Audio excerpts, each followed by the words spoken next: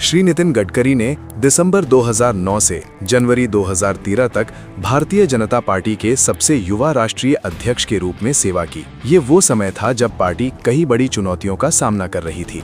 लगभग 2 दशकों के बाद भाजपा को नई ऊर्जा, अनुशासन और स्पष्ट विजन की आवश्यकता थी। गडकरी जी को पार्टी की आंतरिक शक्ति और दीर्घकालिक लक्ष्यों को पुनर्जीवित करने की जिम्मेदारी सौंपी गई। वैचारिक दृढ़ता और अंत्योदय अध्यक्ष के रूप में उन्होंने भाजपा को वैचारिक रूप से पंडित दीनदयाल उपाध्याय के एकात्म मानववाद और अंत्योदय से पुनः जोड़ा। उन्होंने विकास, आत्मनिर्भरता और समाज के अंतिम व्यक्ति के उत्थान को राजनीतिक विमर्श के केंद्र में रखा।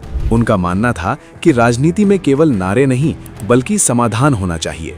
इसलिए नितिन गडकरी जी के मार्गदर्शन में संगठनात्मक सुधार और नीतिगत विजन के साथ संगठनात्मक स्तर पर व्यापक सुधार किए गए, जैसे भाजपा शासित राज्यों के प्रदर्शन पर नजर रखने और निरंतर नीतिगत सुझाव देने के लिए विशेष सेल बनाए गए। उनका लक्ष्य स्पष्ट था, एक ऐसी पार्टी का निर्माण करना जो केवल चुनाव ही न जीते बल्कि कुशलतापूर्वक शासन भी करे। उन्होंने प्रदेश इकाइयों, युवा विंग और जमीनी कार्यकर्ताओं को सशक्त बनाया, जिससे भाजपा का विस्तार पारंपरिक गढ़ों से निकलकर राष्ट्रीय स्तर पर हुआ।